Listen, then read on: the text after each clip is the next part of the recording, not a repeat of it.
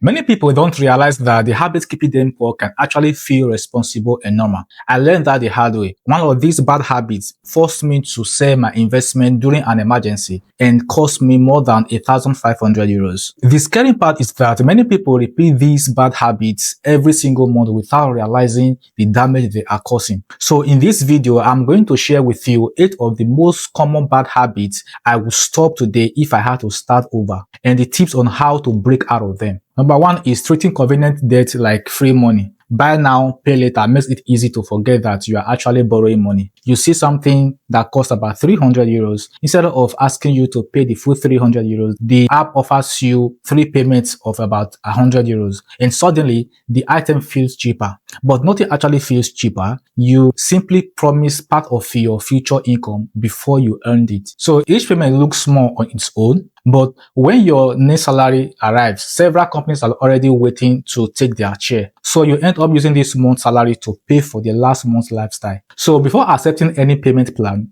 look at the full price and ask, if I had to pay the full amount today, would I still buy this item? If the answer is no, the plan didn't make it affordable, it only makes the debt easier to accept. And convenient debt isn't the only thing that can fool you. Sometimes seeing the same financial advice everywhere can make a dangerous decision feel safe. So number 2 is following financial trend instead of a plan. You see several videos saying one stock or asset is about to explode. So you invest because you don't want to miss out, not because you really understand what you are actually buying. And then the hype disappears, the price falls, and you want to sell and chase the next trend. I know many of us are guilty of this. So before investing, ask yourself, do I understand it? Does it fit my goal? Will I still buy it if nobody online will talking about it? So your financial plan should actually control your decision, not your social media feed. But even a good plan cannot help you if you don't actually know what is happening with your money. And I wish I understood that before I started investing years ago. Number 3 is not knowing your financial position. Imagine opening your banking app and seeing about 900 euros. You immediately think you have extra money left. Then you see some clothes on sale. You quickly buy them. But your rent is due in 3 days, and your car payment, your insurance bill are already in your inbox or about to arrive. That 900 euros was never truly available. When you don't know what is coming in, what must go out, what you own, and what you've saved, how do you know what to do or where you want to be?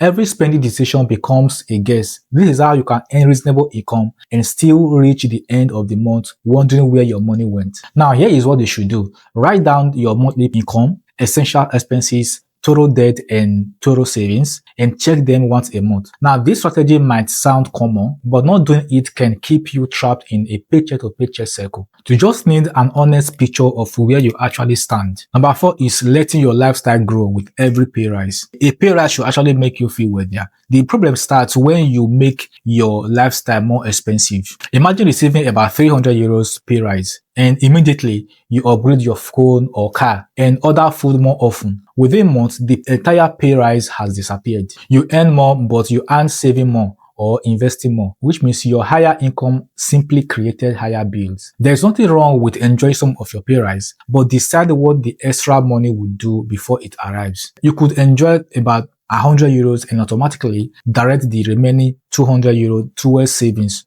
debt, or investments. That way, you improve your lifestyle without allowing it to consume every increase in your income. Now, if you've already recognized something you need to change, hit the like button, subscribe, and share this with someone who needs it. And feel free to write in the comment section which habits that relate to you the most. Number 5 is saving whatever is left after spending. Now, here is what I mean. As soon as you get paid, you pay your rent, you pay your phone bill, your gym membership, you go out for a dinner, buy something nice for yourself, and plan to save whatever is left at the end of the month. Problem is that there's usually nothing left to save. Your future receives whatever everyone else leaves behind, and usually they leave nothing. People that get ahead do the exact opposite. As soon as their money arrives, they put portion of it aside for themselves. Then they pay their bills and live on whatever remains. They prioritize paying themselves and building their own wealth instead of paying someone else first and leaving nothing for their future. So whenever money arrives, automatically transfer a realistic amount. 200 euros is impossible. Start with 25 euros or 50 euros. Then manage the rest of the month with what remains. The habit number 6 is living without an emergency cushion. So when I started investing, I knew nothing about emergency funds and started investing aggressively. And then an emergency happened. Because I didn't have enough cushion available, I had to sell my investments early. And unfortunately, the market was down at that moment. That decision cost me more than 1,500 euros. Now, the market wasn't the problem. The problem was what I didn't know. I had invested without protecting myself from the possibility that life might interrupt my plan. Now, imagine needing about 1,200 euros to repair your car that takes you to work every day. Without emergency savings, you might have to use a high interest credit card, take out a loan, or sell your investment at the wrong time. And that is how one unexpected bill can undo months of progress. You can start by saving 1 month of essential expenses, then work towards 3 months, then keep the money somewhere safe and easy to access. But keeping your money safe can also go too far, which brings us to number 7 habits: keeping long-term money in a standard bank account. Now, if you keep 10,000 euros in a standard bank account for about 20 years, the balance may still remain 10,000 euros, but rising prices mean it will buy less in the future. Now, that doesn't mean you should invest your emergency fund. Keep your emergency fund and short-term money safe. But the money you wouldn't need for about 10 or 20 years should have the opportunity to work for you,